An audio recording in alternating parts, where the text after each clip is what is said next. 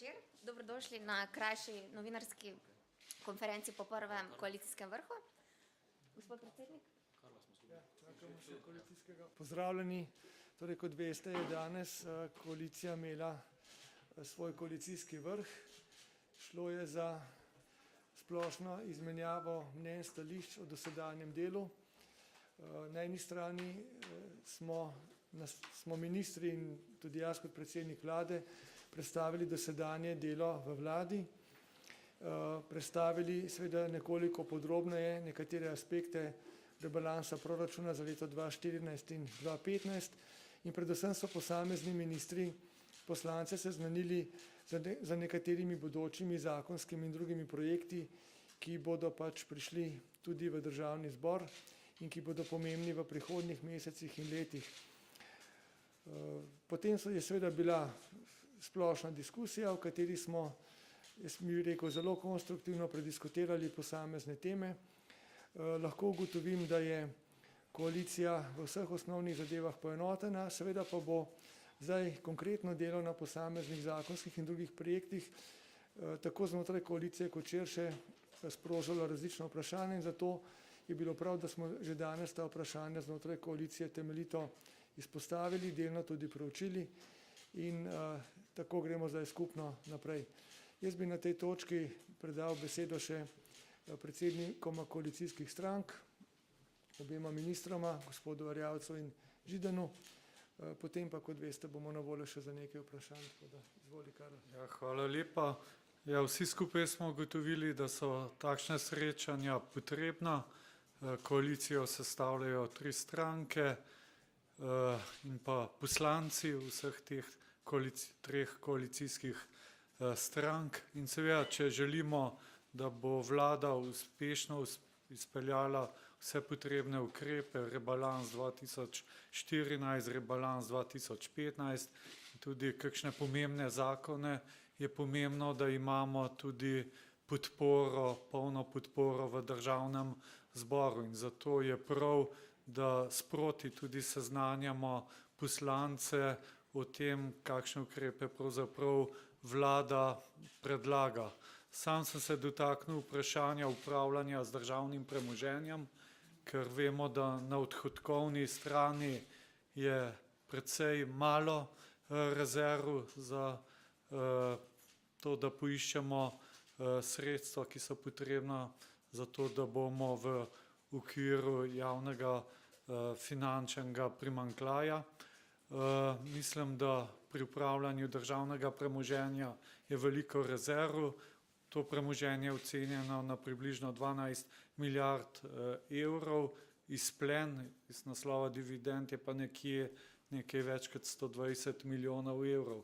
To je bistveno premalo in menimo, da bi tudi na takšen način z bolj učinkovitim upravljanjem državnega premoženja tudi lažje uresničevali tako imenovani javni finančni okvir. Kar se tiče stranke Desus, mi smo zadovoljni, da v okviru razprave o rebalansu za 2015 smo našli ustrezno rešitev tudi, kar se tiče regresa. Res je, da obe strani smo morali malce popustiti, vendar v tem trenutku je ključna politična stabilnost in ta je bila tudi izkazana danes v pogovoru s poslanci.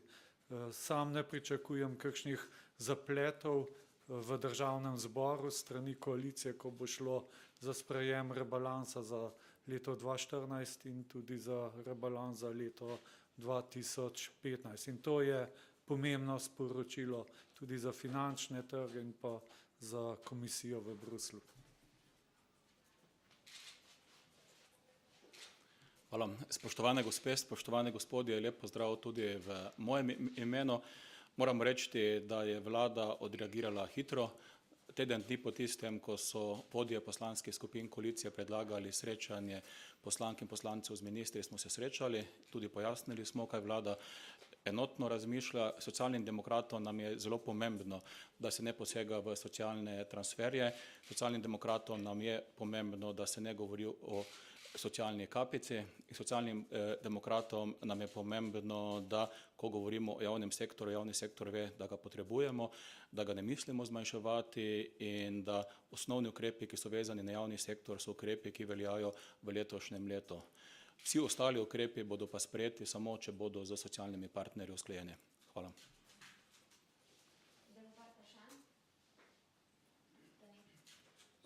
Vprašanje za vas, da nadaljujemo gospoda Židana, predvsem javni sektor je napovedan precej ostri rezi, to je prvič, da se na tak način te rezi. Tukaj v bistvu še manevrski prostor, sindikati namreč ostro grozijo z stavkami, predvsem policijski sindikat, sindikat zdravstva, pravijo, da so to najnižje plačani poklici v najnižjih plačnih razredih, kjer varčevanje na tak način, kot je vlada predvidela, ni mogoče. Kje boste potem nadomeščali ta sredstva?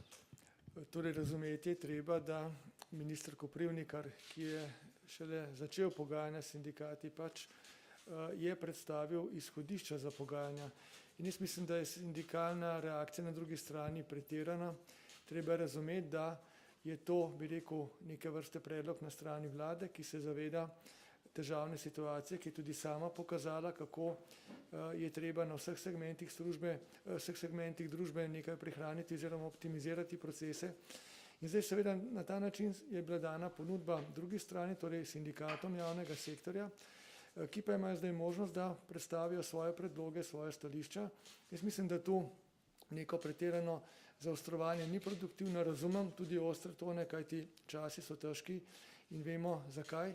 Ampak naša vlada si bo prizadevala voditi ta konstruktivni dialog s sindikati, da se na koncu najdejo tiste rešitve, ki bodo, bi rekel, še sprejemljive za obe strani. Jaz sem prepričan, da bo ta pogajalski proces na neki točki privedel do tega. Od tu naprej pa pač imam zaupanja v našo pogajalsko ekipo na čelu z ministrom in samo želim si, da bi ta pogajanja potekala konstruktivno, da bi se res iskale neke optimizacije, nek skupen jezik, ne pa da bi se šlo v neko pravzaprav brezplodno obtoževanje, kdo je zdaj za kaj kriv, kdo pretirava, kdo ne. Kajti pomembno je, da na koncu vsi na nek način v tej težki situaciji izidemo skupno kot zmagovalci, da postavimo take premise za javni sektor, ki bodo v perspektivi, torej v prihodnje omogočile izboljševanje stanja. Mojca Pašek, TV Slovenija. Gospod Cerar, včeraj so bili javno objavljeni rezultati stresnih testov. Obe največji sistemski banki, NLB in NKBM, sta na teh testih padli, potem ko sta bili decembra po prvem testiranju obilno dokapitalizirani. Vaš koalicijski kolega, gospod Erjavec, je že napovedal zelo oster odziv, da želi odgovornost uprav, ker pač ne kreditirajo podjetij. Vemo, da direktno nimate, ampak vendarle, posredno pa bi lahko preko SDH-ja terjali odgovornost nadzornikov in obeh uprav, zlasti uprave NLB-ja. Seveda lahko izrazim razumevanje za stališče gospoda Karla Erjavca. Zavedam se situacije. Seveda vemo tudi, da je bila metodologija, ki so bili podvržene naše banke, zelo zahtevna. Vemo tudi, da seveda zdaj ne bo prišlo do neke dokapitalizacije iz državnega proračuna. To so zagotovo ugodne plati te situacije, ampak se zavedamo tudi vsega ostalega. Jaz lahko samo napovem, da bo vlada v prihodnjih dneh, tudi tednih, te zadeve intenzivno preučila in videla, pravzaprav, kaj je tisto, kar je najprimernejše v tem momentu storiti. Ta hip bi se vzdržal kakšnih nadaljnih komentarjev, kajti kot rečeno, to je pomemben nek temeljit premislek in mislim, da je to za danes dovolj. Je pa seveda bila neka temeljna informacija in komentar že objavljena tudi na spletni strani oziroma se strani Ministrstva za finance.